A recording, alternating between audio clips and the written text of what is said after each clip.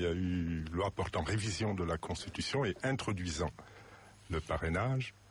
Je pense On attend la promulgation par le chef de l'État. Exact. Et je pense personnellement que c'est le dernier coup porté au Sénégal par un homme que je considère destructeur et méchant. Un homme que vous avez servi. Oui, non, pas servi. Moi, j'ai servi mon pays. Oui, j'ai été à ses côtés. Vous avez été à ses côtés. Vous avez été son premier ministre. Nous aurons l'occasion d'en reparler. Et vous ne le connaissiez pas, parce que c'est important ce que vous êtes en train de dire. C'est très important. J'ai l'impression d'avoir eu affaire à un personnage bipolaire. Tant je ne reconnais pas Monsieur Macky Sall, celui de mars-avril 2012, et celui qui aujourd'hui agit comme il le fait, et ceci depuis quelques années déjà. Qu'est-ce qui vous gêne dans ce qu'il fait, dans sa façon de gouverner le pays? Voyez-vous, prenez l'exemple, pour rester d'ailleurs sur le sujet que vous avez commencé par évoquer, celui de la modification de la loi électorale, de la Constitution et demain de la loi électorale.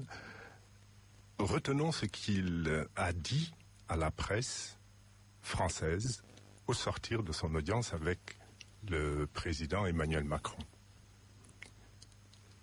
Exposant les motifs de la révision électorale, il a dit « Nous avons 200, 300, 400 partis, nous aurons des centaines de candidatures, c'est pas possible, etc. » Je résume. Mais ça n'est pas l'exposé des motifs. L'exposé des motifs de cette loi qui a été votée jeudi 19 avril, il est clair, c'est mettre fin à la discrimination qui existe entre les candidats indépendants et les candidats présentés par les partis politiques. Mais Macky Sall sait que c'est pas un motif qu'on peut tenir devant des journalistes européens, parce que ça ne tient pas la route.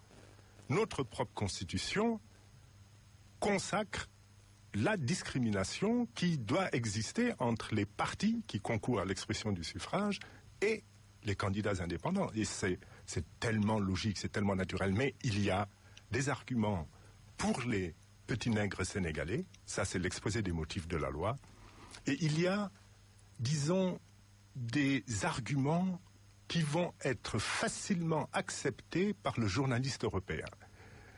Et observez bien, présenter le Sénégal comme une république bamboula, où on peut avoir 100 candidats à l'élection présidentielle, ça fait tout de suite sourire le journaliste européen qui en oublie de demander, mais il y en a eu combien lors de la dernière élection présidentielle? Parce que là également, le président fait exprès de taire la vérité. Or la vérité, elle est claire. Laquelle? Elle est la suivante. En 2007, il y a eu 15 candidats à l'élection présidentielle au Sénégal. En 2012, il y en a eu 14, un de moins. Le nombre de candidats a baissé. Comment peut-il justifier que l'on passe d'une tendance baissière et un nombre de 14 candidats, ce qui est tout à fait raisonnable, à une centaine de candidats? Mais son objectif, c'était... Et il méprise le Sénégal, il méprise les Sénégalais, parce que considérer qu'au Sénégal, on est capable d'aller jusqu'à 100 candidats, c'est également considérer que nous manquons de bon sens dans notre pays.